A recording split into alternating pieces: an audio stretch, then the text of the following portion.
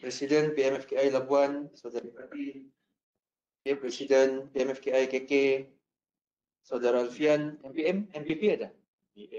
MPP ada? Ada? Okay. Tapi kalau ada MPP, mungkin saya sebutlah just in case ada kan. Kalau di KK, wakil kita adalah Saudara Vishnu. Untuk di Labuan, Saudara Nazmi kan. Dan juga mungkin barisan tertinggi kalau ada lah. Dan juga Presiden MPP lah. Saudara Vishnu. Lain. Dan juga sudah semestinya mahasiswa-mahasiswi FKI yang dikasihi.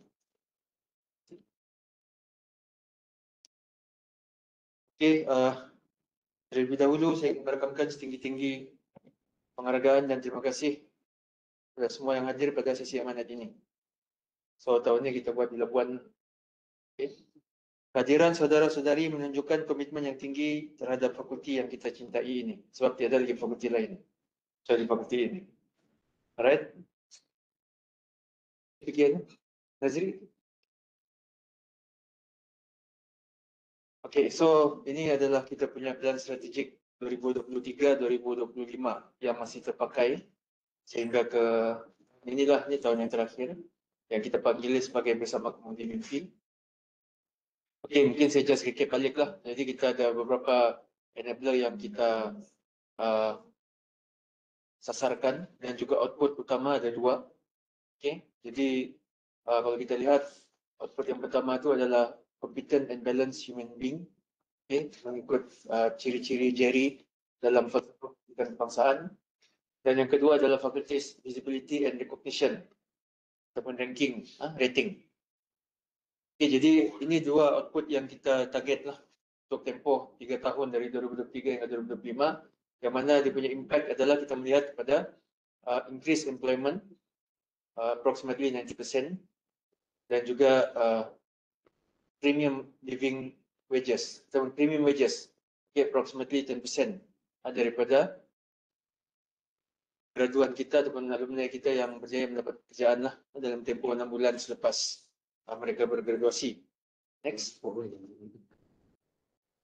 Okey, ini data yang saya ada lah sehingga 2024 daripada data SKPG. So, kamu boleh nampak, okay, kita employability ini termasuk graduan kita yang mengikuti latihan. Okay, mengikuti latihan. Tetapi yang garisan merah tu adalah graduan kita yang bekerja ataupun yang sedang melanjutkan pengajian. Jadi kita punya fokus actually adalah yang merah tu. Jadi kita boleh nampak 2024 tu ada kemerosotan lah. Okay, yang mana 84% sahaja yang kategori employed ni lah. Jadi kita punya target tu by 2025 90%. Okay. So 2 tahun sebelum ni kita okey. Tunggulah tahun 2025. Okay. Saya tahu semua member fakulti sudah pun bekerja keras, tapi apakan daya kita tidak boleh memaksakan graduan kita, okay, untuk bekerja kalau dia tidak mau pada waktu tu. Tapi apa-apa pun data yang kita ada ni sudah cukup memuaskan hati lah. Cuma untuk premium salary SKPG 2023 kita punya data approximately only 6.4%. Okay, daripada kita punya graduan yang mendapat gaji premium iaitu RM4,000 ke atas. Untuk 2024 kita masih menunggu lagi data rasmi dikeluarkan oleh SEDEC lah, Pusat Keusahawanan lah. Okay, next. Okay, ini adalah pencapaian KRAL 2024. Ini adalah KRAL universiti yang diturunkan ke fakulti. Okay, jadi kita ada 10 KRA. Cuma KRA 10 tu seperti yang saya nyatakan dalam kita punya retreat sebelum ni, kita tidak akan ambil apa-apa tindakan di sana. Sebab ini tertakluk kepada pemegang KRA utama iaitu Hospital JMS. Ada orang yang kena datang kepada kita lah dan kita kena support. Dia punya dia punya proposal ataupun whatever yang berkaitan dengan KRA 10. Jadi kita tengok KRA 1 hingga KRA 9, 3 yang kita telah capai 100%. Ada 3 yang kuning tu itu I think above 50%. And then ada 3 yang merah. Minus yang keras 10. Yang below 50%. Jadi kebanyakan yang kuning tu kita masih dalam proses. Alright. Jadi kita harap pada tahun 2025 kita boleh capai lah. Next. Okay, ini adalah skop. Jadi pada tahun lepas visi menteri menggunakan lensa, okay, dalam amanat menteri dalam amanat YPM KPT menggunakan terma lensa dan digunakan juga terma yang serupa oleh Dato' Visi pada tahun lepas, lensa. Jadi memandangkan lensa ni dia ada 5 lensa lah, okay, dan kita ada KRA lagi dan semua tu kita kena buat sebab fungsi kita adalah untuk support apa yang ingin dicapai oleh universiti. Semua kita kena buat dan kalau dikira memang banyaklah seperti yang dalam table sebelum ni. Cuma saya suka untuk menekankan kalau boleh setiap tahun tu kita ada beberapa aktiviti yang kita fokus.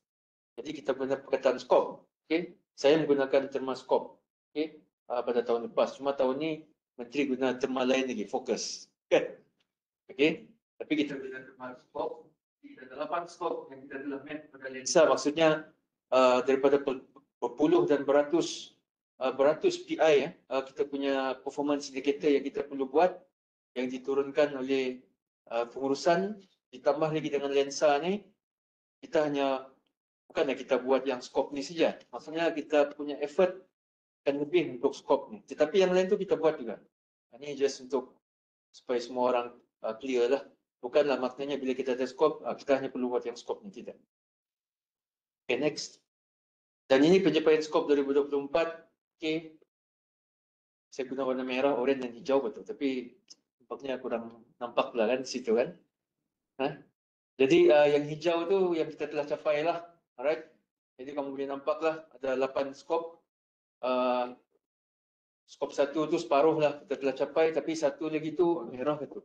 Merah ke oranye tu. Alright. And then ada skop yang merah tu kita gugurkan. Yang gugurkan ni sebab kita memang kita tidak akan buat lah. Kita tidak dapat melaksanakannya, jadi kita gugurkan. Jadi ada 4 aktiviti ataupun sasaran yang kita telah selesai. Ada 2, 4, ada 6 yang dalam proses dan ada 2 yang kita gugurkan. Ini sehingga 2024. Jadi kita ada 8 skop dan kita ada 19 sasaran. Okay, next. Okay. Jadi hari ini saya punya amanat ni ada 2 part tu lebih sangat teknikal, bukan teknikal, dia sangat teknikal lah, kita terus bagi. Ini orang sains, terus bagilah apa yang kita mau. Dan ada satu part lagi lebih kepada philosophical. Okay, jadi yang ini kita pergi yang teknikal dulu. Okay, so apakah cabaran yang dihadapi oleh kita pada hari ini? Kenapa saya perlu menyatakan benda ini? Cuba tekan. Kenapa perlu saya highlight cabaran yang kita hadapi? Sebab ada mungkin di kalangan kita yang akan mempersoalkan, kan? Kenapa kita perlu buat semua ni? Kenapa kita perlu pergi ke ranking? Kenapa kita perlu pergi ke international accreditation? Jadi sebelum ada soalan tu, saya bagi dululah kenapa kita perlu buat. Okay, so ini adalah cabaran pendidikan tinggi yang dihadapi pada hari ini. Okay, yang pertama saya letak di sana adalah kekeliruan masyarakat tentang reputasi universiti. Okay, apa yang saya maksudkan di sini adalah terlalu mengejar reputasi ataupun ranking ataupun rating menjadikan sebuah universiti mungkin terlalu fokus hanya kepada aspek tertentu, iaitu penyelidikan dan penerbitan dalam agenda besar sebuah universiti. Mana agenda lebih besar daripada penyelidikan dan penerbitan semata-mata. Tapi disebabkan oleh reputasi yang banyaknya menggunakan ranking dan rating, kebanyakan beratnya adalah pada yang berkaitan dengan penyelidikan dan penerbitan. Okay. Justru ada yang mula mempersoalkan dan menentang ketaksuban pada ranking. Okay. Saya pun setujulah. Okay. Kita tidak perlu taksub pada ranking. Walau bagaimanapun, pada masa yang sama, masyarakat awam dan juga warga universiti sendiri masih melihat pada reputasi sesebuah universiti melalui ranking. Okay. Sebagai contoh, apabila kita ingin memilih tempat untuk berkolaborasi, kita akan tengok ranking. Kita tengok universiti itu bagus atau tidak. Tapi apakah indikatornya? Kita akan tengok ranking. Apabila ada di kalangan anak-anak kita, younger generation of kita punya family, ingin melanjutkan pengajian, kita akan tengok reputasi universiti. Apa yang kita tengok? Ranking. Okay, jadi dia ada kekeliruan di situ. Pada masa yang sama kita menolak, tapi pada waktu yang sama juga kita akan rujuk untuk membantu kita buat keputusan. So, itu yang saya cakap, kekeliruan. Jadi kita sebagai warga universiti, kita tersepit di tengah-tengah. Okay? Jadi itu saya highlight dululah, kenapa kita perlu, bukan ambitious lah, tapi kenapa kita perlu ada hal yang tuju. Yang kedua adalah persaingan global yang semakin hebat. Okay? Universiti dari negara membangun seperti Malaysia memang akan sukar untuk menyaingi universiti ternama yang memiliki semua kewangan dan tenaga akademik yang lebih mantap lah. Alright. Jadi ini adalah cabaran kita. Macam mana kita mau compete dengan universiti yang lebih banyak resource dan lebih ramai Nobel Prize winners ataupun Nobel laureate. Winners. Tapi pada hari ini institusi dari China, Singapura dan Korea Selatan semakin saingan menjadi lebih mencabar. Ini according to Times Higher Education. Okey, yang ketiga adalah keseimbangan antara akademik dan industri. Ini lagi satu dilema orang akademik. Okey, yang mana sekarang kita terpaksa mendengar kepada industri. Okey. Universiti perlu mengimbangi antara pengajaran, penyelidikan dan keterlibatan dengan industri supaya kita kekal relevan dalam dunia sebenar. Okey. Beberapa universiti terlalu menumpukan pada aspek akademik tetapi kurang hubungan dengan industri menyebabkan kualiti pasaran graduan rendah.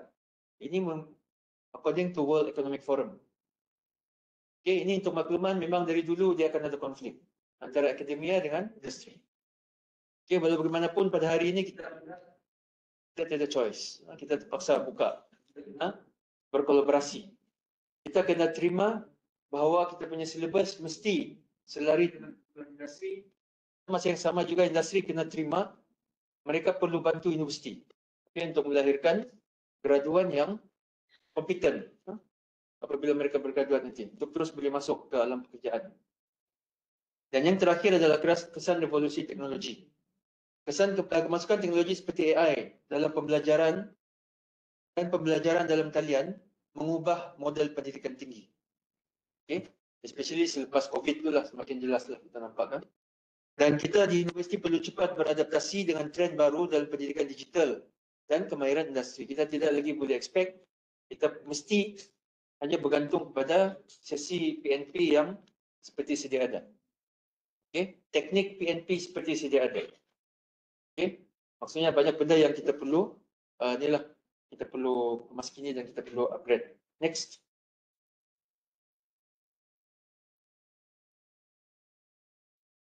Justru adakah perlu universiti keluar daripada zon selesa? So itu soalan. Jawapan pun ada di sana. Kan? Jawapannya sudah tentu ya. Okay? Kerana ada 4 perkara di sana. Iaitu dunia pendidikan sedang berubah dengan drastik. Model pendidikan tradisional tidak lagi mencukupi untuk memenuhi keperluan pelajar dan industri masa kini. Pelajar kini memilih universiti bukan hanya berdasarkan nama. Okay? Tetapi juga berdasarkan kemampuan institusi menyediakan pengalaman pembelajaran yang relevan dengan masa depan. Alright, jadi kita mesti, dia bukan macam zaman kita dulu tahu. Zaman kita dulu kita very independent. So, tugas seorang pensyarah hanya perlu membuka pintu pada kita dan kita explore. Dan kita kena ingat, kualiti, dulu bukan semua orang boleh masuk universiti. Kan? Tapi pada hari ini semakin ramai yang boleh masuk ke universiti dan layak. Okay? Jadi kita sudah bersedia. Semakin ramai orang, semakin pelbagailah dia punya ragam. Maka kita perlu bersedia dan kita tidak boleh assume apa yang perlu saya buat hari ini sebagai pensyarah adalah sama dengan apa yang dulu pensyarah saya buat kepada saya dulu. So, tidak boleh. Okay? Kerana pelajar kita sekarang semakin pandai menilai lah, especially dari segi apa benefit yang dia dapat. Self-centered tu sudah agak meninggi lah, self-oriented. Berbanding masa kita dulu yang kan kita dulu cuba untuk please siap orang sekeliling kita. Okay? Tapi pada masa yang sama tidak menjejaskan apa yang kita buat tu adalah seperti yang kita harapkan, yang kita mahu. Kemudian yang kedua, industri mahukan graduan dengan kemahiran praktikal. Inilah inilah kenyataannya.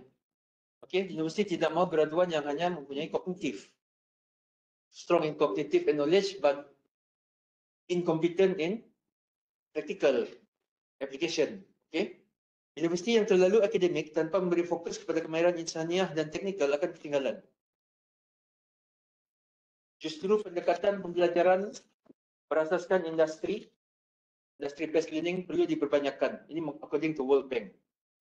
Okey, jadi apa yang kita boleh buat di sini, apa-apa aktiviti yang boleh melibatkan industri. Dalam kita punya silibus, dalam kita punya kurikulum, kita perlu pastikan kita laksanakan. Okey, yang ketiga, pesaing baru sedang meningkat.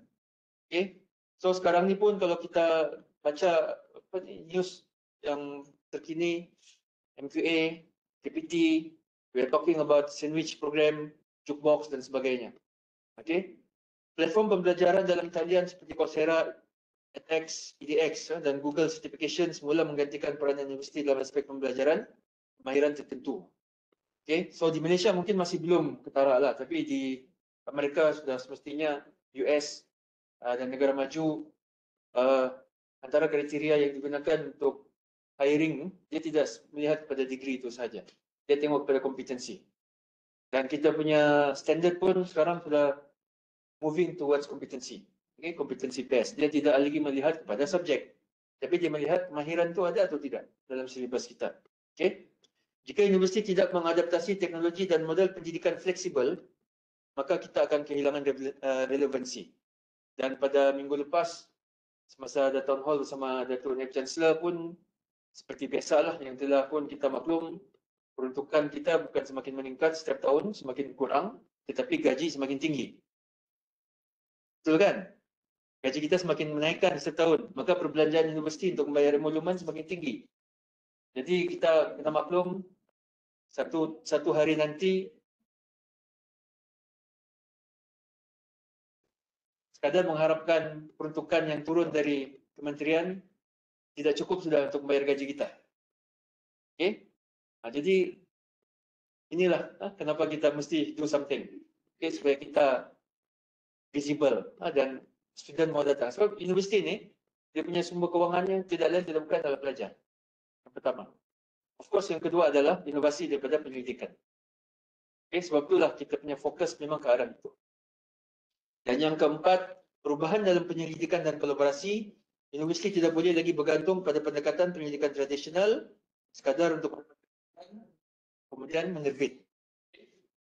Tapi sekarang kita perlu angkat lebih lagi supaya kita boleh berkolaborasi dengan industri dan juga masyarakat supaya kita punya hasil penyelidikan boleh digunakan yang terbaik kalau kita boleh monetize. Okay. Next. Dan especially ini mungkin sudah agak ketinggalan tapi masih lagi relevan, Industri 4.0 ni.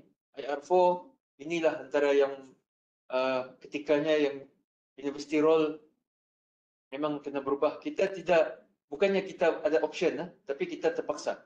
We have no option actually. Okay, we are forced to change. Universities transform from liberal education to science and technological education. Okay, ini kita sudah sedia maklum. So change is inevitable. What important is measured change. Right? Next. Jadi itu adalah sedikit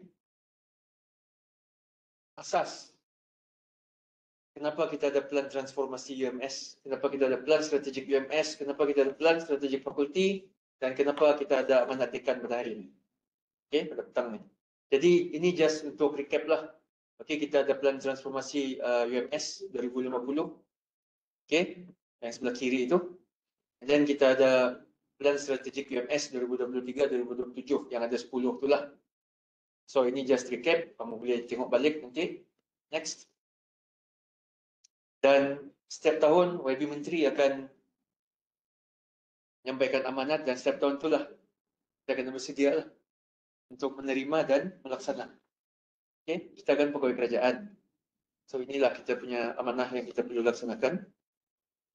Ada 7 fokus utama seperti yang tertera di sebelah kanan itu, yang right side, penyediaan bakat terbaik negara, pemindahan dan perkongsian ilmu, governance dan kepimpinan, kewibawaan akademia dan warga kampus, pengantarbangsaan pendidikan tinggi, Kewangan IPT dan infrastruktur digital. Betul. Nampak. Kesejahteraan kampus. Okey, dan ada 10 agenda transformasi yang saya tidak akan highlight di sini, tapi saya rasa sedia maklum antara transformasinya adalah tentang kenaikan pangkat warga IPT yang akademik dan non-akademik dan juga beban tugas. Jadi kita serahkanlah kepada YB Menteri sebab kuasanya itu di sana untuk berbincang dan mendatangkan resolusi kaitan dengan agenda transformasi tadi. Next.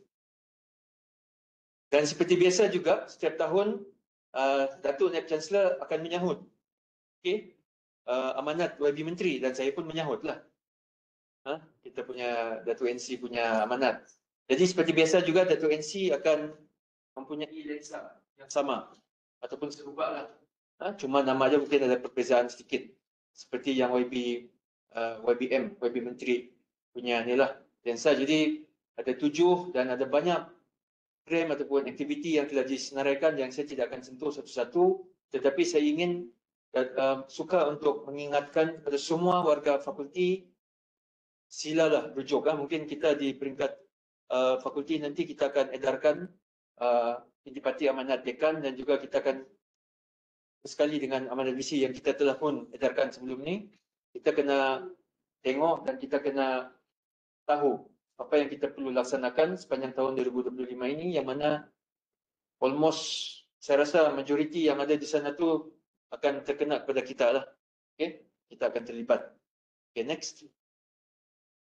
Dan sebagai tambahan juga, pada tahun lepas telah menghantar permohonan untuk disenaraikan sebagai salah sebuah universiti di bawah Premier Digital Tech Institutions, di bawah Multimedia Malaysia Digital Economy Corporation MDEC.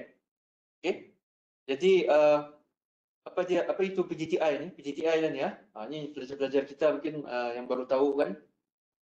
Cara pun mungkin ada juga yang baru tahu lah. Jadi kita telah berjaya dapat, cuma masih belum boleh kita guna secara official lagi. Kita tengah tunggu legal documentation saja.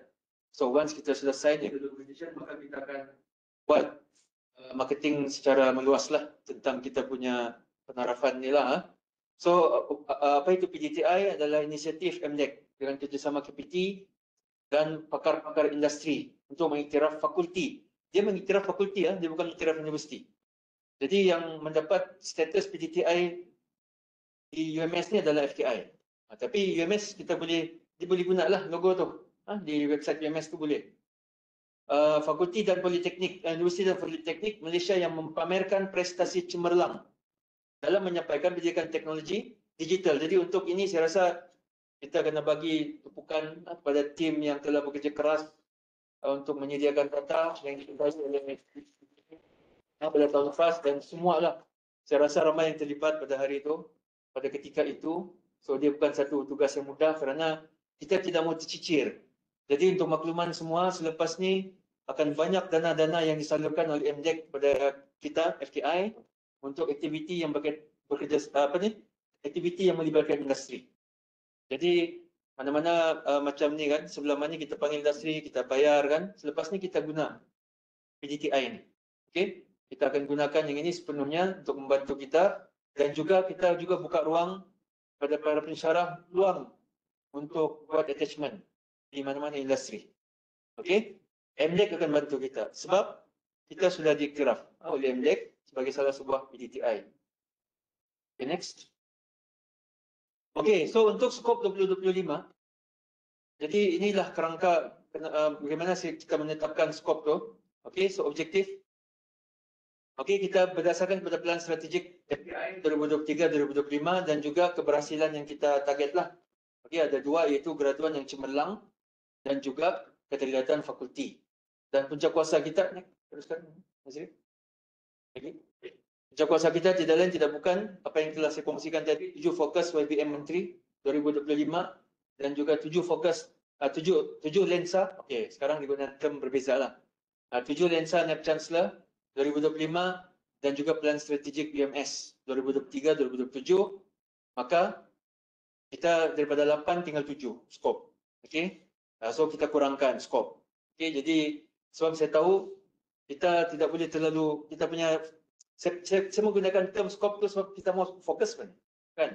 Bila kita terlalu banyak, kita terlalu mencapah kan. Bila kita terlalu mencapah, kita jadi kabur-kabur mata kita. Okey, sebab tu kita guna skop. Jadi kita ada 7 lah. Kita ada 7 skop. Actually similar tu apa yang kita ada pada 2024. Sekali lagi, saya bukan seorang yang suka untuk tiba-tiba berubah habis 360 degree. Kalau kamu ingat, saya mula-mula mengambil tampuk ke kanan pun saya tidak ubah 360 degree. Walaupun banyak yang kita perlu rasa kita perlu ubah, sebab kita buat perubahan mendadak tekanan kepada pencara. Okey, tekanan kepada pencara dan staf.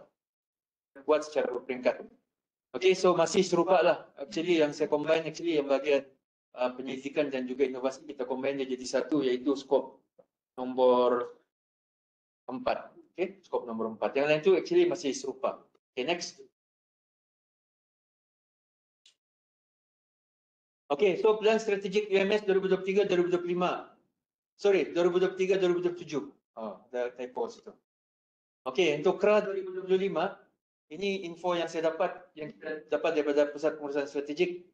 Kita punya KPI masih sama seperti 2024, kecuali untuk KRA 3. Jadi saya tunjuk di sini perbezaan lah. Yang warna biru tu adalah apa yang kita terima pada tahun 2023, yang warna oranye tu yang kita terima pada tahun 2025. So strategic objektif berkurang daripada 20 kepada 19, strategic inisiatif berkurang daripada 66 kepada 62, dan performance indicator berkurang banyak. KRA 3 tu banyak dia kurang lah, daripada 132 kepada sekarang kita ada 90 sahaja. Okay, next. Dan untuk skop pula, okay, dia berkurang skop tapi sasaran kita bertambah. Alright, so sebelum ni kita ada 19 sasaran, sekarang kita ada 24 sasaran sebab skop kita berkurang. So kita boleh fokus, we can put more effort on this certain part, certain scopes, supaya kita boleh mencapai banyak sasaran. Itu dia punya inilah kaedah dia lah. Jadi skop 1 kita ada 2 sasaran, skop 2 ada 3 sasaran yang saya akan tunjuk satu-satu nanti. Ini sangat penting sebab tahun kedua berturut-turut dengan keadaan kewangan kita yang mengizinkan, kita akan sediakan dana. Okay, kita akan sediakan dana. Saya nak mau lagi seperti tahun lepas. Seperti tahun lepas, kita punya spending memang dah habis begitu. Dan saya tanya rata-rata, oh saya tak tahu, saya tak tahu. Saya tanya penjara, oh saya tak tahu tu. Oh adakah? Saya tak tahu. Jadi saya tanya, apa yang kamu dengar masa amanat? Oh mungkin sebab masa amanat tu musim raya kan. Jadi sibuk mau makan. Jadi puasa ni mungkin fokus sikit lah. Alright. Jadi skop 3 ada 2, skop 4 yang banyak ni ada 7. Okay. Berkaitan dengan research, skop 5 ada 1, skop 6 KTP, okay. Masyarakat ada 3, dan skop terakhir pentadbiran, oh ada 5, sorry bukan 6, silap. So ada 5 saja situ. Okay. Next. Okay, so kita pergi terus step skop. So skop yang pertama, peningkatan kompetensi pensyarah untuk PNP pengajaran dan pembelajaran berinovatif dan transformatif. Kita masih menggunakan sasaran yang sama seperti tahun lepas. Okay.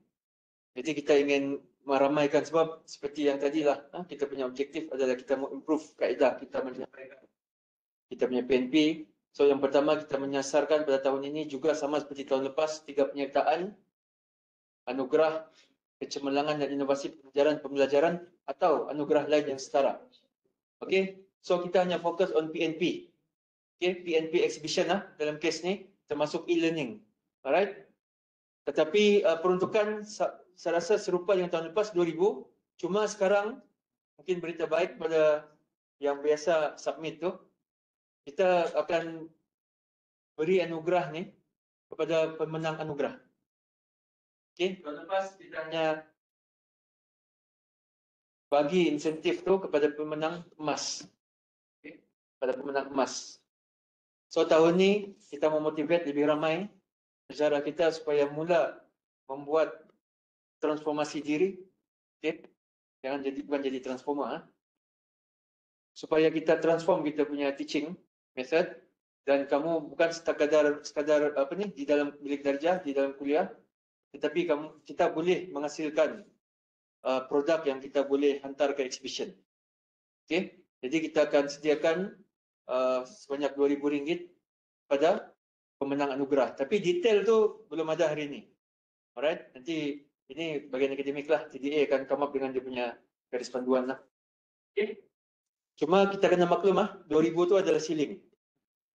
Okay, so kalau tiba-tiba tahun ni ramai yang participate kan, ramai boleh yang dapat silver, gold kan. So ada kemungkinan kalau ceiling tu sudah habislah. Okay. And then yang kedua, sekurang-kurangnya 30% pencara aktif memiliki pengiktirafan profesional. Ini pun kita belum mencapai, last year kita hanya capai dalam 20 lebih persen. So kita teruskan lagi tahun ni. Dana masih sama 5,000, tahun lepas yang masih ingat, ramai yang hadir dan berjanji. Hadir training dan berjanji. Okay, tapi saya masih tunggulah janji itu. Okay, sehingga hari ini. Jadi peruntukan masih sama RM5,000 untuk pembayaran iuran peperiksaan. Okay, jadi kita letak ceiling RM500 per claim. Okay, per certificate.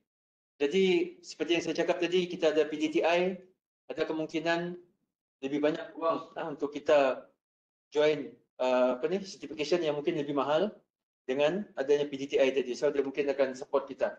Okay, untuk bayarkan dia punya cost. Okay, next. Okey, itu skop 1. Skop 2, program akademik di iktiraf dunia dan fleksibel pun serupa dengan tahun lepas. Sebab di sini semua ongoing, dia punya status. Yang pertama, program baru Prasiswaza. Saya masih meletakkan di sana, kita harap pada 2025-2026 kita boleh tawarkan. Alright. Jadi ini kita kena berlari dan G4, G5 sudahlah tahun ni. Kemudian yang kedua, satu program ODL, 2 micro credential dan MOOC. Okay. So yang ini pun daripada tahun lepas masih ongoing. So saya harap tahun ini semua tu selesai. Kita ada peruntukan, kita terima peruntukan pusat sebanyak RM12,000. Okay. Actually menurun last year kita dapat 50,000 something. Tapi kita spend lah duit tu. Alright. Satu kita punya tu masih progressing. Tahun ni 12,000. Kemudian 2/3 pengiktirafan antarabangsa. So yang ini pun kita ongoing dan chances kita tinggi dengan syarat kita cepat-cepatlah kita hantar ke pihak pengurusan. Okey, ini kita sudah mungkin 50% lah the process 60%, 50 to 60%. Kalau kita dapat dana, insyaAllah kita boleh dapat tahun ini. Okey, dan ini pun kita mohon daripada peruntukan pusat. Next. Okey, skop 3, ini belajarlah. Okey, so PMFKI sangat penting di sini. Dan juga mungkin kalau ada LPP fakulti di sini, online. Ini pun actually aktiviti yang sama dengan tahun lepas, cuma kita kasih rebrand lah. Okay, kita letakkan nama sana Fakulti Penuh. Okay, untuk menggalakkan PMFKI, membudayakan ciri keusahawanan dalam aktiviti-aktiviti terpilih. Poinnya di sini, kalau dibaca ayat tu, saya cuba menulis ayat tu supaya dia reflektif kepada apa yang kita mahulah. Kita bukan mahu PMFKI melaksanakan semua aktiviti mesti kena charge. Kan, student kan. Kita bukan itu. Tapi kita mahu aktiviti itu ada ciri keusahawanan. Ada kemungkinan program itu tidak charge participant, tetapi ada elemen keusahawanan. Tetapi ada juga aktiviti yang mungkin kita akan charge participant. Right? Itu dia punya point. So saya cuba untuk susun ayat itu, tapi saya tidak tahu lah sampai atau tidak. Tapi saya cakap di sinilah. Alright? Jadi kita menggunakan konsep serupa sama dengan tahun lepas, matching generated income sebanyak RM4,000, RM2,000 untuk PMFKI KK, RM2,000 untuk PMFKI Labuan. Okey, so dia punya detail hanyalah pada DA dan penjelasan CV. Okay. Secara ringkas kita akan match kamu punya income generation. Jaya generate income sebanyak RM2,000. Okay, tapi itu ceiling lah. Ceiling RM2,000 lah untuk setiap kampus. Jadi kurang-kurangnya kamu punya tabung amanah tu, tabung kamu tu akan double lah. Okay, kamu generate RM2,000, kamu dapat RM4,000. So macam bulan puasa ni kan, buat ibadah satu, malangnya kau ganda-ganda. Macam itulah, tapi ini kita dapat kasih double saya lah kan. Okay, next. Skop 3, and then skop 4, Nazri. Next. Okey, skop 4 ni yang banyak sikit lah. Pembudayaan pendidikan berimpak tinggi atau bernilai komersial. Okey, yang pertama adalah anugerah penerbitan berimpak tinggi kita kekalkan, tapi kita kurangkan peruntukan. Tahun lepas kita bagi 10,000, tidak sampai 2,000 pun yang RM2,000 yang kita telah bayar, kita telah anugerahkan. Okay, so tahun ini kita kurangkan pada RM7,000. Satu penerbitan berimpak tinggi ya. Kita punya sasaran satu penerbitan berimpak tinggi bagi setiap pensyarah aktif. So kalau kita ada 52 orang pensyarah, kita target tahun ini kita ada 52 Q1 Q2. General lah. 52. Okey. Jadi RM7,000 dan sasaran yang kedua 90% pensyarah menerbit artikel. Okey. So untuk tahun lepas saya belum tengok lagi data, tapi saya rasa mungkin 60% atau 70% saja daripada di kalangan kita ni yang ada menerbit. I'm not talking about Scopus. I'm talking about publication. Okay? Sebab itulah saya selalu ulang-ulang dalam mesyuarat ke, dalam perhimpunan ke, persyuapan, amanah kita tu sebagai seorang pensyarah. Okay, kita sign up as a lecturer, we have to deliver apa yang kita telah janji. Okay, RM7,000, okay, saya tambah di sana. Jadi mungkin boleh motivate lebih ramai orang untuk mula menerbit. Yang pertama, kita akan bayar untuk jurnal tu hanya untuk jurnal yang berkaitan dengan computing. Okey, di mesti ada area yang berkaitan dengan kategori computing. So computing ni IT, CS, IS. Dan kita panjangkan, kalau tahun lepas hanya untuk artikel, sekarang kita buka kepada buku. Alright, tetapi buku Scopus dan juga ataupun MAPIM. Alright, dan buku tu adalah glosary Maira lah. Buku ilmiah. I'm not talking about chapter in book. I'm talking about books. Okay, so saya mau motivate. Mungkin ada di kalangan kita ni yang tidak berminat menulis artikel jurnal. Nah, sekarang kita buka ruang. Okay, kamu boleh tulis buku. Tidak boleh pergi ke Scopus yang penerbit UMS pun okey. Penerbit UMS tu salah satu yang tersenarai di bawah MAPIM. MAPIM ni majlis penerbit kah? Majlis penerbit ilmiah Malaysia kah? Kalau saya silap. Okey. Jadi kalau ada kamu berjaya terbitkan, boleh dapat insentif tu. Okey. Again dia punya detail nanti TDPI akan bagilah dia punya guideline berapa. Macam tahun lepas Q1 RM200, itu RM100. Nanti kita tengoklah buku berapa. Okey. Dan juga kita buka lagi untuk jurnal artikel saja, untuk co-author pun kita akan bagi. Okey, untuk co-author pun kita akan bagi. Tapi hanya seorang sahaja yang boleh claim. Faham? Contohnya kamu ada 10 orang dari fakulti, seorang je lah boleh claim. Tapi ada syarat-syarat lagi lah yang TDPI akan tambah nanti. Contohnya lah, dia mesti ada international author dalam tu. Mesti ada contohnya industry of author dalam tu. Okay? Kita punya target is very clear. We want to motivate you to collaborate with your partners outside UMS. Sebenarnya itu. Okay? So kalau boleh, sebab tu kita akan syaratkan yang itu. So kalau setakat semua orang dalam fakulti saja 5 orang, kan? Of course kamu dah layak lah sebab yang akan claim nanti yang dia punya first author. Okay? Jadi kita buka, kita buka. So jangan cakap fakulti tidak benarkan. Kita benarkan tetapi dengan syarat-syarat tadi. So pergilah, berjumpalah dengan kawan-kawan kamu dulu. Profesor-profesor mana yang kita sudah panggil ke sini, datang ke sini kita bayarkan, kan, untuk kita buat program di sini. Cuba berkolaborasi, kamu jadi co-author pun dapat, kan. Jadi kita akan, cuma kena ingat, apa yang kita bagi sini mungkin tidak sama dengan LPT, dengan kenaikan pangkat. Jangan kamu kasih sama. Okay, and then 4.3, satu grant inspirasi pendidikan FKI. So ini baru, baru kita akan mengeluarkan dana sebanyak RM10,000 untuk grant inspirasi pendidikan FKI. Tapi ada satu sialah tahun. Okay, kita akan bagi satu. So kita encourage grant padanan 3+1 ataupun grant padanan industri. Again, dia punya guideline detail akan dikeluarkan kemudian. Okay. And then 4.4, pencarian patent star. Okay, patent star search. So kita peruntukkan sebanyak RM1,000 untuk pemfailan patent. Bukan untuk bayar yuran. Sebab yuran tu kita biasa PPIP akan bayar. So ini adalah ekstra. So silalah kita hanya mau filing dulu. Okay. So ramai-ramai kita di sini dalam 50 orang pensyarah, takkan satu orang pun tak boleh. Dulu ada seorang hampir, Dr. Florence. Tetapi kepincangan di pihak lain dah terlepas peluang tu. Alright, so kita target tahun ni kalau ada yang submit filing patent itu adalah honorarium lah. RM1,000 tu. Okay, extra. So kita harap akan motivate lah orang-orang yang berkenaan. Okay, next. 4.5 pemartaban jurnal IJMIC melalui pengindeksan MySite. Apa sahaja nama jurnalnya? Fadli, nama penuh dia? International Journal on Machine Intelligence and Computing, Journal Faculty. Okay, so kita target untuk MySite indexing.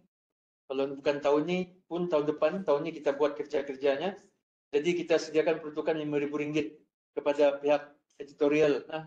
Editor-in-Chief adalah Prof. Jason. Dr. Fadli, kau sebagai apa tu? Managing Editor, Dr. Fadli. Jadi kita peruntukan RM5,000 ni actually untuk reviewer lah. Sebab kita mau reviewer yang berkualiti dan juga cepat. Okay? Jadi kita mau perkasakan yang ini, silalah. Kita pun carilah kawan-kawan kita yang mungkin berminat untuk submit ke sinilah jurnalnya. 4.6 pengiktirafan sebagai recognized research lab. So kita target satu RRL jenayah taraf pada RRL. So kita peruntukkan sini RM1,000. Okay. So RM1,000 ni mungkin lebih kepada honorarium lah ataupun insentif selepas dia berjaya diiktiraf. 4.7 yang terakhir, penubuhan satu syarikat pemula ataupun syarikat terbitan. Okay, one startup or spin off tahun ni. Jadi yang ini kita tidak peruntukan khas lah. Tapi kita boleh guna pakai apa yang ada dalam OPEX tu. Kita cuba kalau perlu. Tapi bukanlah guna tu untuk bayar apa-apa. Mungkin untuk perbincangan, engagement dan sebagainya lah. Okay, kita boleh bantu sedikit, tapi mungkin tak banyak. Jadi ini yang kita akan support. Ada 7 benda ni lah kita akan support di bawah skop 4 pada tahun ni. Next. Okey, skop 5 pengantarbangsaan aktiviti staf dan pelajar. Jadi sini kita mahu aktiviti yang kita buat tu akan bersifat international. Okey, yang pertama sekurang-kurangnya satu aktiviti mobility. Tahun ni kena ada. Dan kita sediakan tahun ni, sebelum ni kita tidak bagi apa-apa pun. Tahun ni kita bagi RM3,000 sebagai sokongan. Okey, untuk menampung kos jika perlu. Okey, tapi keutamaan adalah luar negara. Okey, dan kita juga buka mobility ini untuk pensyarah jugalah. Aktiviti ini bukan saja untuk pelajar, tapi untuk kedua-duanya. 5.2 mengadakan simposium pelajar-pelajar kedoktoran. Okey, ini kita akan cuba bantu menggunakan OPEX yang ada. Dan 5.3 mengadakan satu aktiviti edutourism. Okey, so ini dibuat TDPA lah. TDPA akan keluar dengan dia punya dokumen lah, kertas-kertas yang berkaitan. So ini pun kita akan cuba bantu menggunakan OPEX yang ada. Okey. Next, skop 6 memasyarakatkan pengetahuan dan inovasi. So ini pun tahun lepas pun masih serupa. Ada yang kita ubah-ubah sesuai sikit. Okey, yang pertama 50% pensyarah terlibat dalam aktiviti KTP. Okey, so dengan adanya status PDTI, dengan adanya dana-dana yang kita sediakan, kita harap 50% daripada pensyarah turun padang. Okey, untuk terlibat dalam aktiviti-aktiviti ini. Okey, jadi yang apa ni, menyediakan laporan tu kita kena tengoklah, ambilkan monitor lah daripada situ berapa ramai yang terlibat. Jadi kita sediakan RM2,000 lah. So kalau boleh, kita syaratnya mestilah program yang berimpak mengikut Glosari Mahirah. Saya rasa ramai yang sudah tahu ni. Kalau yang belum tahu, boleh consult orang yang tahu. Okay, contoh yang tahu ni, Cik Sopri Dayang, saya nak tahu dia faham kan tak? Sebab dia dah turun hari tu, discussion. Tapi kita ada Dr. Chin Pei boleh, okay? Dan TDA pun tahu. Dr. Suhaini pun faham ni. Okay? Cik Ryan pun tahu. Dia sudah faham. So boleh consult orang-orang ni. Kita sediakan RM2,000. Okay? Kemudian yang kedua adalah program Siswa Connect. Okay, penganjuran satu aktiviti kepimpinan atau masyarakatan bersama industri yang berimpak tinggi. So ini saya lontarkan kepada mahasiswa kita, PMFKI, KK dan Labuan dan juga NPP. Buat satu program yang bersifat kepimpinan kalau boleh, seperti yang saya pernah kongsikan pada tahun 2000 masa pandemik tu. Okey, kamu punya persatuan mahasiswa sudah berjaya menganjurkan satu simposium persatuan mahasiswa fakulti persatuan mahasiswa fakulti komputeran Malaysia. Tapi dibuat secara online. Alright, dibuat secara online so pandemik kan. So saya cabarlah persatuan mahasiswa kita buat aktiviti seperti tadi. Itu adalah kepimpinan. Itu adalah kepimpinan. Kalau tidak pun buat satu aktiviti kemasyarakatan yang bersama dengan industri. So kita sediakan RM3,500, okay, untuk tujuan program ni. Dan sama juga dia mesti berimpak ketua Salim Maira. Jadi yang ketiga adalah program satu RG satu industri untuk kerjasama berimpak dengan industri. Jadi kita sediakan RM2,000. Okey. Ini segala guideline nanti kita akan tunggulah unit-unit yang berkenaan untuk come up dengan dia punya garis panduan. So output, tapi untuk yang ketiga tu dia kan ada output lah. Actually semua pun ada output. Okay? Cuma yang ini outputnya mesti dalam bentuk perjanjian penyelidikan, perundingan pun pembiayaan makmal. Jadi contoh kan kamu mau guna dana tu untuk engage certain industry, kita boleh bantu. Okay, guna dananya. Alright? Jadi kalau kamu tengok untuk KTP ni, ada 3 ni. Actually kalau kamu boleh berkolaborasi antara pelajar dengan pencara pun tidak masalah. So kamu akan dapat amount yang lebih besar. Kalau projek tu adalah projek mega kan. Projek mega, kosnya mungkin ada perlu lebih sikit. So why not discuss lah. Dan satu projek tu mungkin boleh hit 2 sasaran tu. Okay. Next. Okay, skop 7.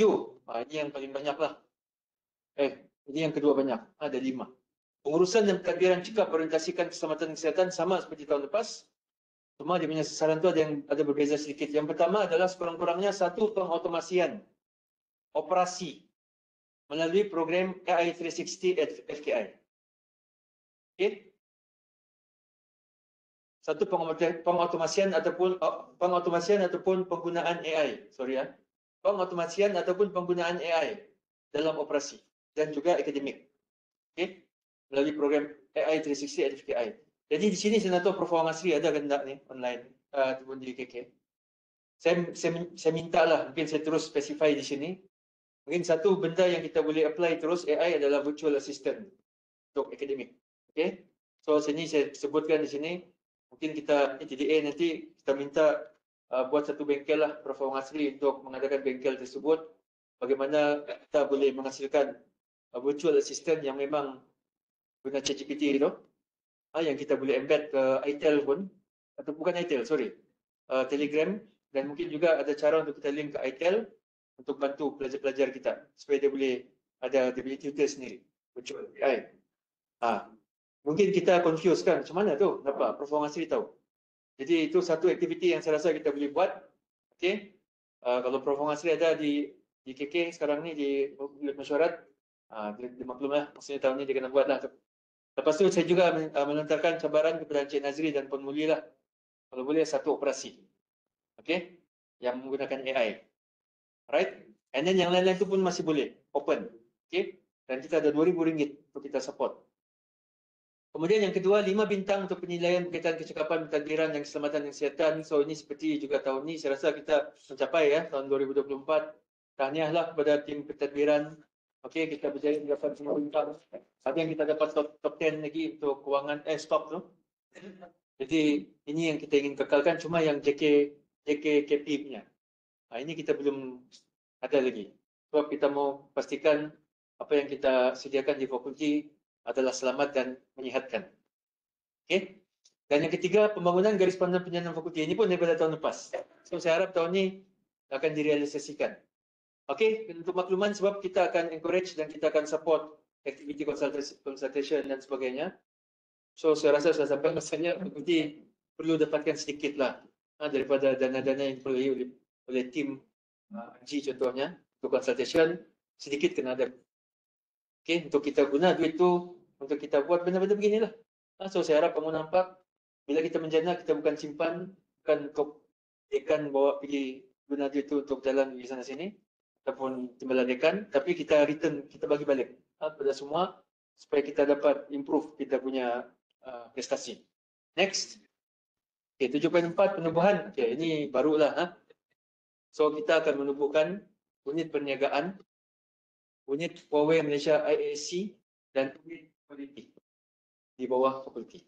Jadi semua unit-unit ini akan terus bertanggungjawab kepada dekan. Okay, so selama ini kita hanya ada task force ataupun jawatan kuasa.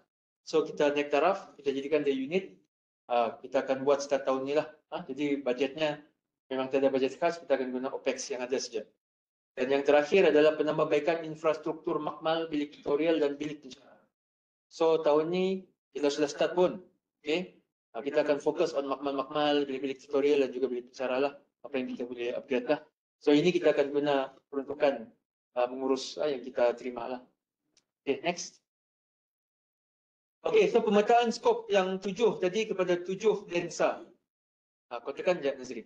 Slow-slow lah. Dia akan keluar satu-satu tu. Okay. So, tekan terus saja. Just untuk makluman semua, tahun ni a bit kompleks. Okay, sebab ada, kalau tahun lepas tu biasanya skop tu map to one lensa. Tapi tahun ni dia ada mencapah sikit lah. Ada skop tu pergi kepada 2 lensa, ada yang pergi kepada 1 lensa. Tapi yang pasti, semua yang ada dalam skop ni memang part of the lens. Lensa itulah part of the lensa. But again, seperti yang saya cakap tadi, apa yang ada dalam skop ni, kita put more effort untuk kita capai. Tetapi KPI lain yang telah diturunkan oleh universiti kepada kita pun kita kena buat. Cuma kita punya effort, kita akan put more effort di sini. Sebab saya tahu, kita akan limited kita punya keupayaan. Next. Okay, so ini lagi satu. Ini yang besar pada tahun 2025. Kita akan melihat ada 7 FKI sehingga ke tahun 2050. Jadi ada 2 dokumen yang kita akan hasilkan pada penghujung tahun ni. Yang kita akan launch pada hujung tahun ni. Yang pertama adalah dokumen pembangunan dokumen hala 7 FKI 2050. Okey. Dan yang kedua adalah pelan strategik baharu FKI 2026-2030. Okey, dan kita sudah lantiklah. Ini diketuai oleh Cik Sofri dan juga Cik Ryan lah. Okey.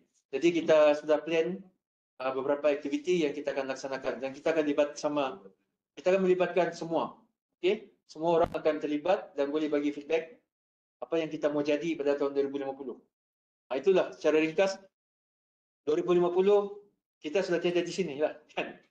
Tapi kita nampak FKI itu di mana? Itulah tu secara umum secara ringkas. Next. Okey, so ringkasan komitmen kewangan khas. So saya tolak OPEX. OPEX yang masuk. Apa yang saya highlight di sini adalah kenapa saya highlight yang ini, kita mau tunjuk kepada semua betapa universiti dan fakulti sangat faham bahawa kita perlu capai apa yang kita telah gariskan, tetapi kita perlukan support. Okay? Maksudnya pensyarah staff perlukan support. Justru inilah ni. Tapi kita ada kekangan kewangan, jadi kita tidak boleh bagi banyak lah. Jadi kalau tahun 2024 kita memperuntukkan sebanyak RM34,500 daripada tabung amanah kita, tabung penjanaan. Dan pusat pula menurunkan sebanyak RM128,000. Okey. Tapi pada tahun 2025 untuk fakulti kita increase lah. Okey, kita sediakan RM47,500. So pertambahan sebanyak RM13,000. Tetapi pusat setakat ni yang sudah komit hanya RM12,000. Tetapi kita tunggu lagi lah. Kemungkinan akan ada, terutamanya tadi yang akreditasi antarabangsa. Okey. Sebab dia melibatkan 100,000 speakers. Jadi ini untuk menunjukkan kepada kita semua kita kena buat, kita kena bekerja, kita kena laksanakan amanah, universiti akan bantu. Okay, next. Okay, environmental, social dan governance. So kita tak boleh lari pada ESG. So saya sebut juga sini lah. Cik Nazri, kita punya website ada ESG bahkan? Ada kan? Okay, kalau tidak kita kena adakan.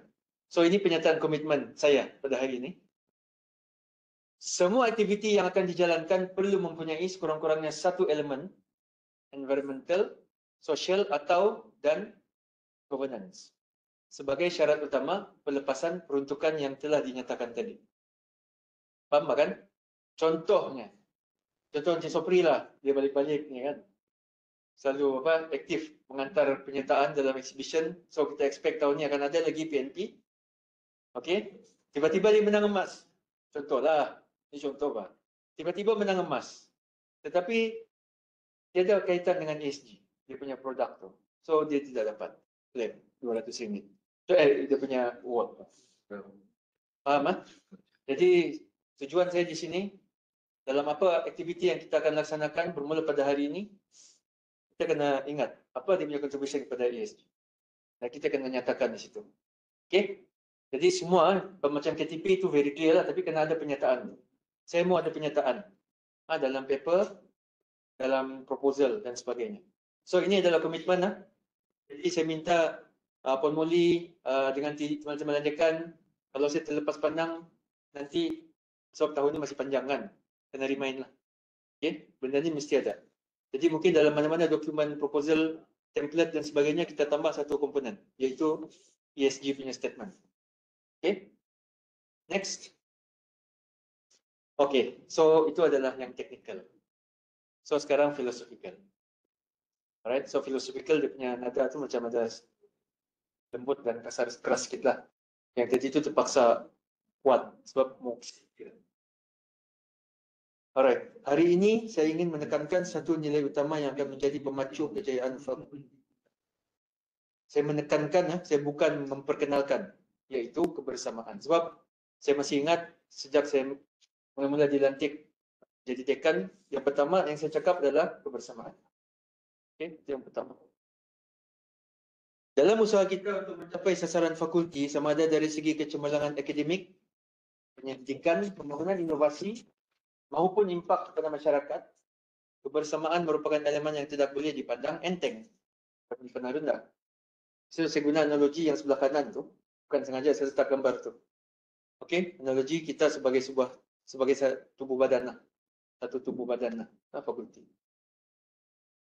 Seperti yang kita ketahui, tubuh manusia terdiri daripada pelbagai anggota. Okey, kita ada otak, ada jantung, tangan, kaki, mata dan sebagainya.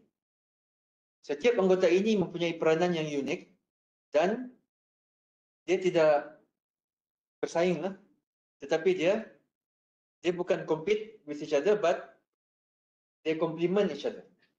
Okay? Walaupun dia pelbagai, tapi dia bukan bersaing, dia complement.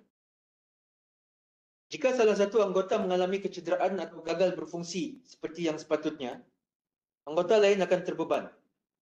Dan akhirnya, pergerakan seluruh tubuh menjadi pincang. Okay? Kalau kita punya kaki, ankle sajalah sakit. So, kita punya tangan mau mencapai barang pun jadi terjejas. Kan? Payah sikit. Kita mau menekan minyak, oh sorry, salah kan. Sekarang kaki itu jadi ringan. Kan? Apa yang kita mau buat, kita akan rasa terjejas. So, begitu juga dengan fakulti. Contoh, kalau tiba-tiba kita sakit kepala kan, kita sudah plan macam-macam, kita tidak dapat buat. So, sama juga dengan fakulti, setiap daripada kita semua, daripada timbalan dekannya, daripada profesornya, profesor madhianya, ketua pentadbirannya, pegawai-pegawai, pensyarah-pensyarah, sehinggalah kepada staf sokongan, semua daripada kita, part of the body, ada fungsi masing-masing, dan kita perlu bekerjasama untuk kita pastikan badan itu boleh berjalan dengan baik, berfungsi dengan baik. Dia tidak boleh kepala itu bergaduh dengan tangan, contohnya. Kan? Ataupun tangan kanan bergaduh dengan tangan kiri. Pernahkah berlaku? Tidak pernah berlaku. Badan kita ini sangat harmoni. Ya? Tetapi organisasi ini bukan begitu. Sebab itu saya meng-highlight benda ini. Setiap daripada kita adalah sebahagian daripada ekosistem fakulti ini. Dan saya tahu ramai yang bersama dengan fakulti sejak permulaan penubuhan fakulti kan. So semua pun sudah sayang kepada fakulti inilah. Kan? Jika ada yang mengabaikan peranannya atau tidak bergerak seiring dengan matlamat fakulti, maka kita akan berdepan dengan cabaran yang lebih besar dalam merealisasikan aspirasi kita. Okay? So jangan kita anggap, oh tak apa, aku seorang saja yang dah buat. Kan? Yang lain tu buat. It's okay. Tapi kita kena ingatlah, bila satu amanah tu kita pandang sebelah mata, maksudnya ada orang lain yang terpaksa menanggung. So kita kan satu unit. Bila kita tidak menyelesaikan suatu tugas dengan sempurna, yang sepatutnya kita selesaikan dengan sempurna, ada orang lain yang terpaksa menyelesaikannya. Okay? Kita jangan ingat bila kita tak buat benda tu, it's okay. Dia cuma akan jadi imperfect. Hasilnya imperfect. Tetapi tidak. Hasil tu mungkin masih perfect. Sebab perfectness tu yang kita mau. Contohlah. Tapi maksudnya ada orang lain yang terpaksa buat benda tu. Okay? Sebuah organisasi yang berjaya bukan sekadar bergantung kepada individu yang hebat, tetapi kepada bagaimana individu-individu tersebut bekerjasama dan menyumbang kepada matlamat bersama. Apa tekan anak? Okey, terus je Nazri. Fakulti Komputeran dan Informatik memiliki sasaran yang jelas, iaitu menjadi sebuah fakulti yang unggul dalam pendidikan, penyelidikan dan inovasi digital yang memberi manfaat kepada masyarakat. Untuk merealisasikan visi ini, kita perlu bergerak dalam satu pasukan. Mengamalkan budaya kerja yang berlandaskan nilai kebersamaan dan saling melengkapi. So ada 3 benda ni lah saya rasa kita perlu pastikan tahu kita clear. Okay, pada semua termasuk di pentadbiran pengurusan. Yang pertama adalah komunikasi. So saya rasa pernah berlaku komunikasi kita tidak berkesan. Berlaku kesalahfahaman, akhirnya berlaku kepincangan dan ketidaktenteraman. Alright? Di fakulti lah. Jadi komunikasi kena clear. Alright, jadi contoh pada hari ini, selepas secara verbal, kita akan keluarkan dia punya intipati dan selepas keluar intipati amanat, akan keluar poster-poster. Nanti Nazri kita akan buat poster tu. Yang tadi itulah skop tu. Okay, dan kita akan edarkan kepada semua. Tahun lepas pun kita buat. Tapi masih ada yang tanya, oh saya nak tahu. Saya pun nak tahu, kenapa nak tahu. Tapi mungkin lepas ni kita tampal lah di sana-sini. Kan? Dan yang kedua adalah rasa tanggungjawab. Ini yang sangat tanggungjawab bersama. Tidak kira apa peranan kita dalam fakulti ini, walaupun sekecil-kecil sumbangan atau peranan, setiap sumbangan adalah penting. Kena ingatlah, kalau tiada sumbangan tu, macam baju kita ni kan, butang tu kecil kan, hilang satu butang, kalau saya lah, saya nak pakai baju tu. Kecuali selepas saya replace butang. Okay? Setiap sumbangan adalah penting. Jangan menganggap bahawa kejayaan fakulti hanya bergantung kepada kepimpinan. Tetapi ia adalah hasil usaha kolektif kita semua. Dan yang ketiga adalah dan kita perlu saling menyokong antara satu sama lain. Pelajar pun sama. So sebab itu kita kena bekerja bersama. Kejayaan seorang ahli fakulti adalah kejayaan kita bersama. Seorang sukses bukan dia yang sukses, tapi kita semua. Okay? Kegagalan atau kesukaran yang dihadapi oleh seorang rakan kerja seharusnya menjadi tanggungjawab bersama untuk mencari penyelesaian. Next. Okay, saya kongsikan slide yang ni. Okay, dia punya quote lah situ. The strength of the team is each individual member, and the strength of each member is the team. Okay, so maksudnya kalau kita mau melihat satu tim tu, kalau kita mau melihat satu pasukan tu kuat atau tidak, kita akan tengok siapa ada di dalam tim tu. Kan? Dari sana kita ada indikator. Tetapi kekuatan setiap orang tu actually bergantung kepada tim. Okay? So, dia memerlukan pasukan tu. Kalau tidak macam pemain bola lah. Kalau selamanya dia main seorang je, mana dia pandai? Hebat kan? Dia kena ada timnya. Jadi, saya guna quote ni, Phil Jackson ni. Phil Jackson ni telah memenangi 11 kejuaraan NBA sebagai ketua jurulatih. So, yang terbanyak dalam sejarah. Okay, so, saya guna dia punya quote pada kali ini lah. Okay, next. Okay, so ini lagi term yang saya guna pada masa retreat ke? Saya lupa. So saya guna. So memang tahun ni inilah kamu akan jumpa. Stay hungry, stay foolish. Teruskan Anu. Okay, stay hungry, stay foolish adalah mentaliti untuk kemajuan fakulti. Satu lagi falsafah yang saya akan ulang-ulang dan tekankan, sebuah ungkapan yang diperkenalkan oleh Steve Jobs dalam ucapan beliau di Stanford University pada tahun 2005. Okay, so apa itu stay hungry? Okay, sentiasa bersemangat untuk maju dalam konteks fakulti. Setiap individu perlu sentiasa mempunyai keinginan untuk berkembang.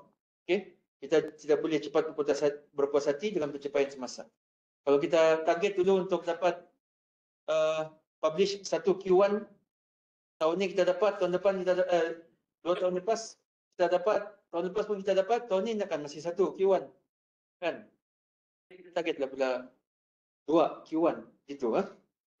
Fakulti yang ingin mencapai kecemerlangan harus mencari peluang baharu sama ada dalam penyelidikan, pengajaran atau kolaborasi industri. Jadi di sini maksudnya kamu kena standby lah. Kita akan mohon.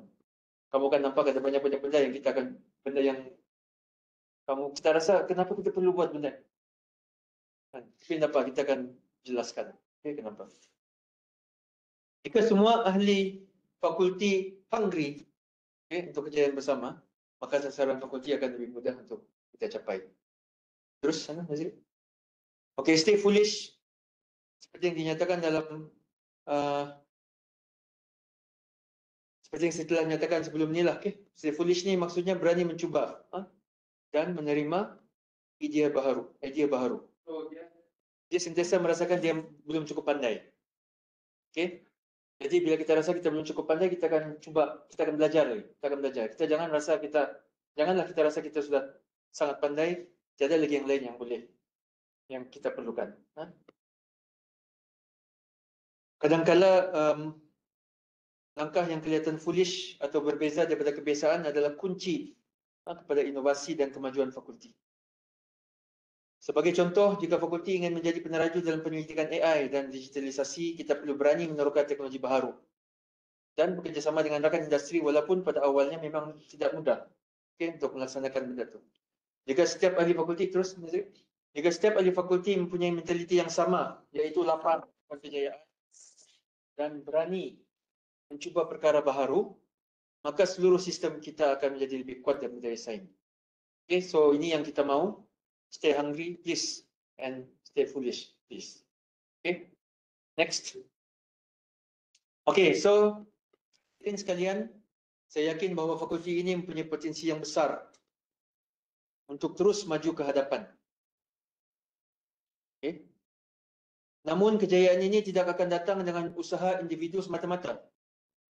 Ia memerlukan usaha kolektif, kepercayaan dan komitmen daripada kita semua.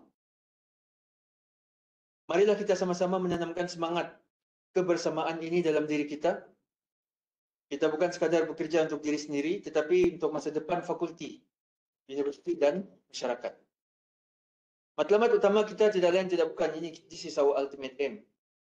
So bila saya cakap tentang penyelidikan, inovasi, penerbitan, Q1, itu consultation, jangan kita hanya melihat secara literal, iaitu ini semua nama-nama. Semua adalah nama, reputasi. Semua adalah nama dan reputasi. Seperti yang saya selalu jelaskan lah, kenapa kita mau sasarkan benda tu, ini saya punya pandangan lah, dan ini yang saya buat di fakulti. Tetapi setiap orang mungkin ada pandangan berbeza. Tapi buat masa ini kita pegang inilah. Okay. Tujuan kita mengejar semua itu adalah tidak lain tidak bukan ini. Iaitu kita ingin melahirkan generasi muda yang memenuhi aspirasi falsafah pendidikan kebangsaan. Okay. Seperti yang tertera itulah. Mempunyai intellectual, spiritual, emotional dan physically balance, knowledgeable dan competent. So kita tidak mau hanya mempunyai keseimbangan Jerry tadi itu, tetapi tidak competent. Kita mau dia competent. Okay. But of course, kalau dia Jerry-nya seimbang, Jerry itulah jasmani, emosi, rohani dan intelek. Maka dia akan punya high moral standards dan yang paling utama, actually yang paling bawah itulah jugalah personal well-being. Okay, dia boleh juga memberikan kesejahteraan pada orang sekelilingnya. Terus, Nazri. Jadi sebelum menutup majlis, seperti biasalah, sejak jadi dekan ni saya paksa membiasakan diri berpantun lah. Okay, so ada pantun lah di sana yang mungkin saya harap menjadi panduan untuk kita for the remaining of the year. Okay. Iaitu pohon merimbun di tepi perigi, tempat berteduh burung tempua. Bersatu kita sepakat sehati, memartabatkan fakulti milik bersama. Okay, so kita tutup. Next, Nazri. So hari ini special sikit, so mungkin bulan puasa kan. So kali ini kita tutuplah majlis pada hari ini dengan doa. Marilah sama-sama kita berdoa. Okay, untuk yang bukan beragama Islam, ikut doa masing-masing, tapi untuk beragama Islam, marilah kita bersama membacakan doa yang di depan ni. Okay. Bismillahirrahmanirrahim. Alhamdulillahirabbil alamin. Hamdan yuafi ni'amahu wa yukafi'u mazidah. Ya Rabbana lakal hamd kama yanbaghi li jalal wajhikal karim wa azimi sultanik. Allahumma salli wa sallim ala Sayyidina Muhammad wa ala alihi wa sahbihi ajma'in. Ya Allah, ya Tuhan yang Maha Pemurah lagi Maha Penyayang, segala puji bagimu yang menguasai langit dan bumi, yang mengatur segala urusan dengan penuh hikmah dan keadilan. Kami berkumpul pada hari ini dengan penuh kesyukuran atas segala nikmat yang Engkau kurniakan. Ya Allah, kami memohon kepadamu, permudahkanlah segala usaha kami dalam mencapai sasaran fakulti kami. Kurniakanlah kepada kami kekuatan dan kesungguhan untuk bekerjasama dalam menjayakan visi dan misi fakulti, universiti dan negara kami. Ya Allah, anugerahkanlah kepada setiap individu dalam fakulti ini kebijaksanaan dan keikhlasan dalam melaksanakan amanah yang diberikan. Jadikanlah kami pemegang tanggungjawab yang amanah, berusaha dengan penuh dedikasi dan sentiasa berusaha untuk memberikan yang terbaik dalam setiap tugasan yang diamanahkan. Ya Allah, berikanlah kami ilham dan petunjuk dalam setiap keputusan yang kami buat. Kurniakanlah kepada kami kemudahan dalam menjalankan tugas dan tanggungjawab kami, serta jauhkanlah kami daripada sebarang kesilapan dan kecuaian yang boleh menghalang kemajuan fakulti kami. Ya Allah, satukanlah hati-hati kami dalam kebaikan, eratkanlah ukhuwah antara kami, dan jadikanlah kami golongan yang saling menyokong dan membantu demi mencapai kejayaan bersama. Jauhkanlah kami dari perselisihan yang boleh melemahkan kami, dan bimbinglah kami ke arah kesejahteraan dan berlangsung. Ya Allah, temukanlah kami dengan malam Al-Qadar. Terimalah segala amal ibadah kami sepanjang Ramadan ini.